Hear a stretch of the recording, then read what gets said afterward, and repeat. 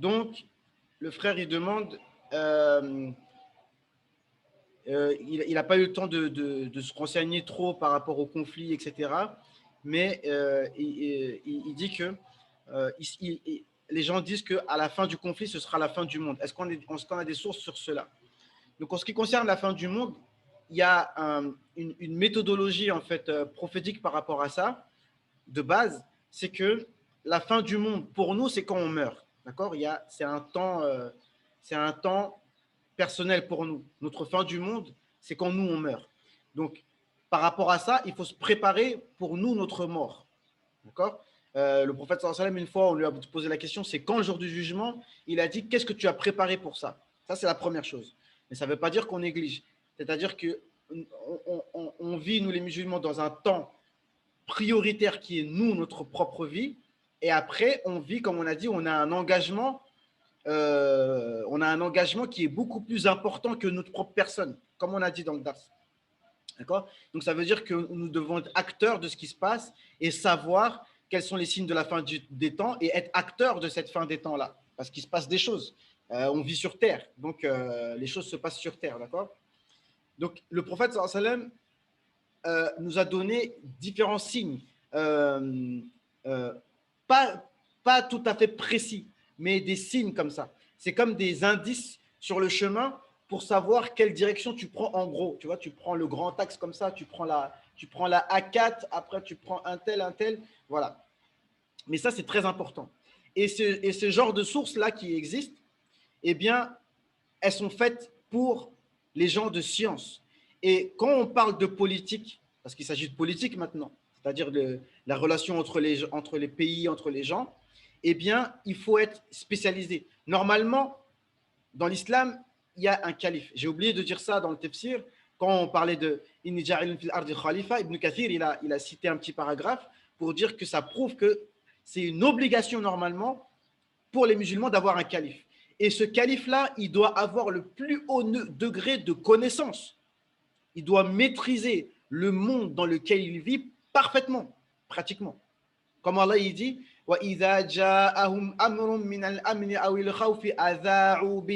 lorsqu'il y a une situation, il y a des gens, soit une situation de paix, ah c'est bon, il y a eu un cessez-le-feu, ou une situation de guerre, oh ils ont déclaré la guerre, tout de suite ils annoncent. Et c'est encore valable aujourd'hui avec les réseaux sociaux, dire oh il s'est passé telle chose, il s'est passé telle chose. Mais Allah nous dit,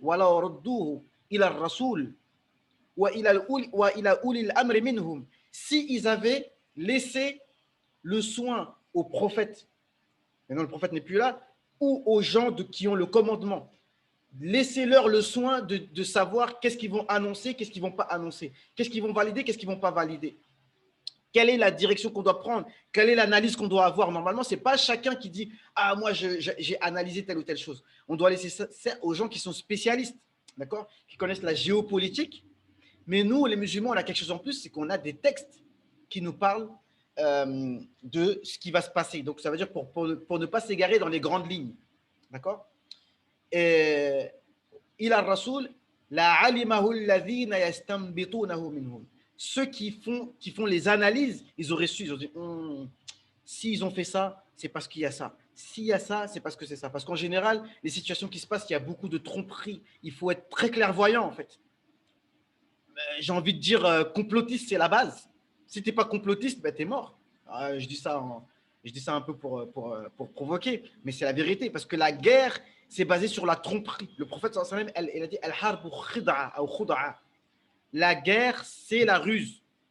Donc, quand on est en guerre, le but, c'est de ruser, de faire des choses pour faire croire ou pour tester. C'est-à-dire, il faut savoir voir derrière les choses. D'accord? Donc, en ce qui concerne la fin du monde, souvent, comme un cheikh nous disait, vous savez, chaque génération pense que la fin du monde sera à son époque. Mais notre timing à nous, ce n'est pas le timing d'Allah subhanahu wa ta'ala, si on peut se permettre cette expression. Notre temps à nous, comme les chrétiens, ils aiment bien dire cette phrase, le temps de Dieu, ce n'est pas le temps des humains. Les choses se passent. Peut-être que l'humanité a encore des longs jours à vivre. Mehdi, peut-être que ce sera que dans 300 ans. Et Isa alayhi salam, ce sera peut-être que dans 300 ans. C'est-à-dire les choses se font avec un certain timing. Penses-tu qu'il faut attendre un réformateur, comme dans le hadith qui parle de réformateur? Voilà, c'est toujours la même chose. Ça, c'est un sujet important, c'est une question importante. Voilà. quand on est en off, vous commencez à poser des questions qui sont intéressantes. Jazakallahu khairan. Le réformateur, il ne faut pas être attentiste en fait. Le réformateur, oui, il en faut toujours un. On a besoin d'une personne vraiment qui a les capacités spirituelles, les capacités de connaissance, les capacités physiques. Car on va voir dans Surat Baqarah où Allah Azza wa Jal, il a dit, que, vous savez, on vient de dire dans le Dars que Allah, il a donné la royauté. Il a mis des rois chez les bénis Israël, des rois prophètes. Parmi eux, il y avait Talut. Et lui, Allah lui a donné la royauté pour des critères spécifiques. Pas parce que son père était roi, mais aussi parce qu'il avait la connaissance, c'est-à-dire il avait la force physique. D'accord? Pourquoi je disais ça? Je me suis un peu perdu. Pour dire que... attends, ça va me revenir.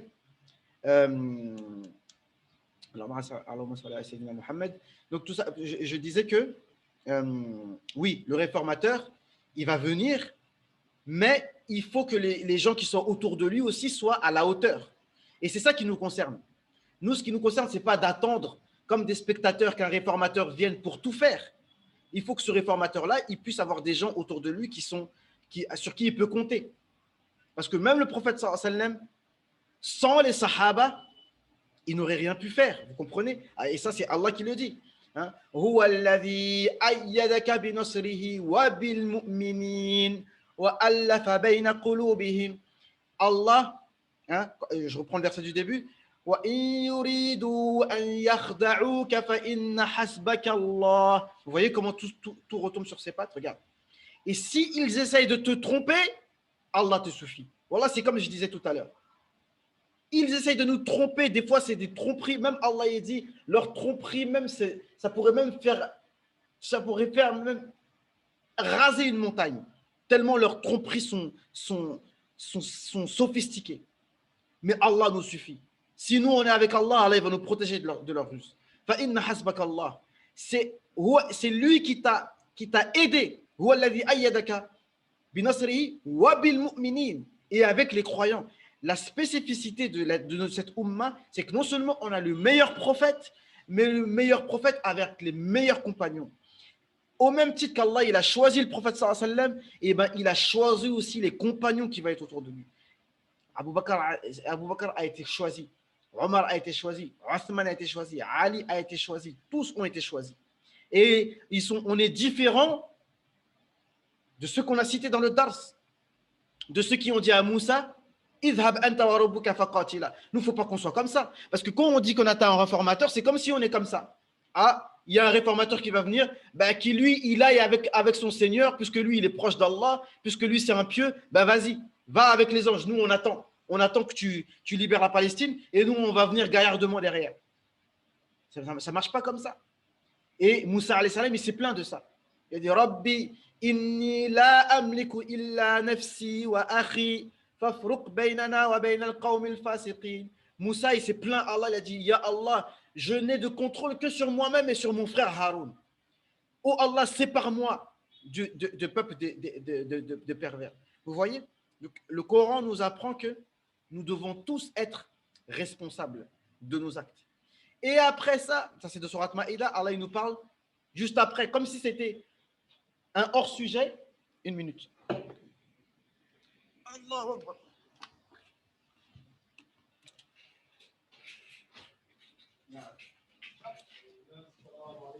Comme ça là. Là, je suis en Dars. Vite fait entre nous là. Et donc, je disais quoi? Je disais que. Je disais quoi?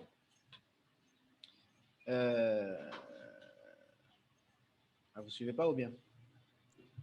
Faut pas attendre le réformateur. Voilà. Non. Et je disais que juste après, Allah il nous parle, après avoir parlé, vous savez, le passage dans Maïda qui dit que Moussa il s'est plaint que je ne contrôle que moi et mon frère, alors sépare-moi du peuple des pervers. Ensuite, Allah il a dit, ils ont été punis pendant 40 ans, ils ont tourné en rond dans le désert puisqu'ils ne voulaient pas aider Moussa. Ils ne voulaient pas aider Moussa à rentrer dans la Terre Sainte. Donc Allah les a châtiés. Pendant 40 ans, ils ont erré dans le désert. Et même Moussa, alayhi salam, il est mort dans cet endroit-là, dans le désert du Sinaï, sans rentrer dans la Terre Sainte. Et juste après, Allah nous dit Watlu alayhim naba abnei Adam bil haqq. Récite-leur l'histoire des deux enfants de Adam. Où est le rapport? Ben, le rapport, c'est que, vous connaissez l'histoire, les deux enfants d'Adam, Allah leur a demandé à tous les deux de faire une offrande. Il y en a un qui a donné la meilleure offrande, l'autre il a donné les restes.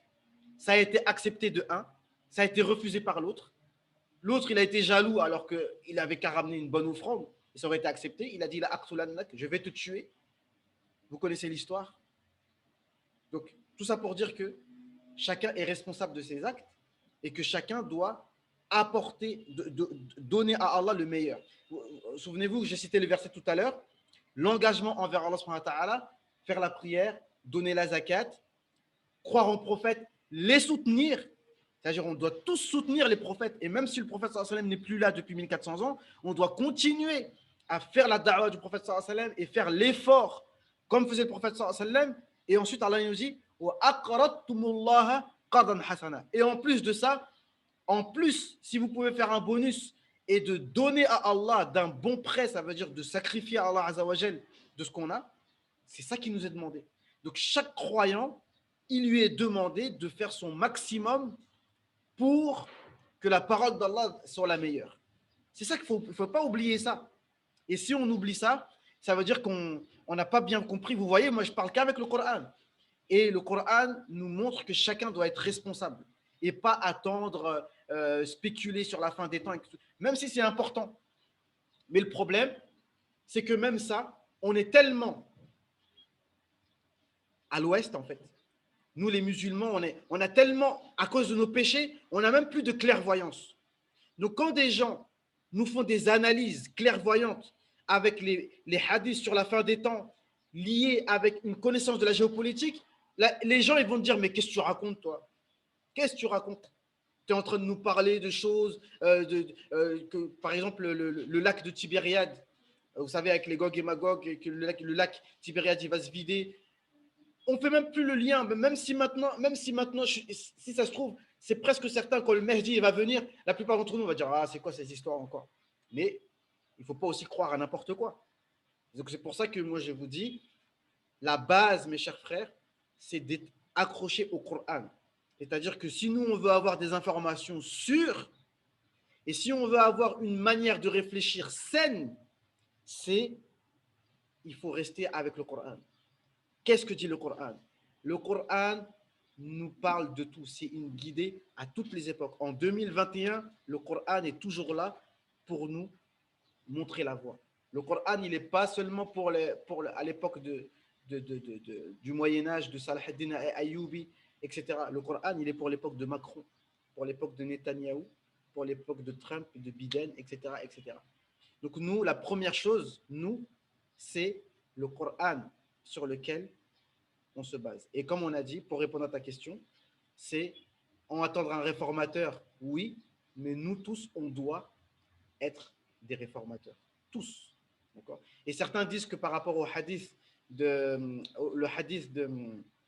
tous les 100 ans, il y a un réformateur qui vient. Certains nous disent qu'à notre époque, ce n'est pas une seule personne, mais c'est un groupe de personnes. C'est un groupe de personnes qui sont les réformateurs et qui renouvellent la foi et qui renouvellent la compréhension de Din, etc., etc.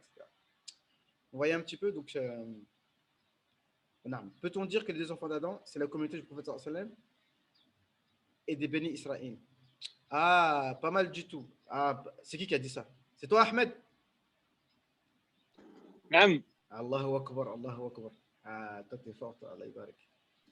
Parce que là, comme tu l'as expliqué, on dirait qu'il y a Non. un côté qui a été accepté et l'autre n'a pas été accepté. Ah, tu es fort, exactement. Et voilà, parce que et les Juifs, ils étaient toujours comme ça. Ils voulaient, dès qu'un prophète y venait, ils voulaient le tuer. Ils étaient jaloux de Zacharia, jaloux de Yahya, etc. Jaloux de Isa alayhi salam.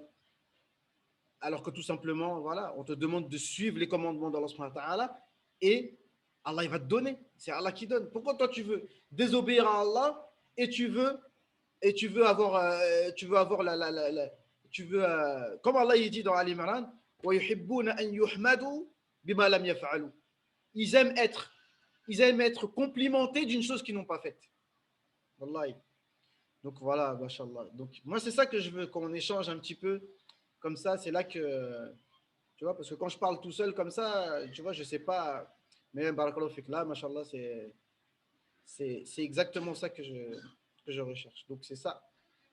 Donc nous, mais c'est pareil. Hein, Allah, il a dit dans ce contexte, Innama yataqabbalullah min al-muttaqin. Allah, il accepte que des pieux. Allah accepte que des pieux. Donc, Inch'Allah, je pense qu'on peut s'arrêter là. En plus, j'ai même plus beaucoup de place dans mon. Je ne sais même pas si ça va pouvoir s'enregistrer. Donc, je vous laisse, Inch'Allah, les frères. Et on se dit, Inch'Allah, à mercredi, Inch'Allah. C'est bon? Inch'Allah, salam alaikum. Ok, salam alaikum.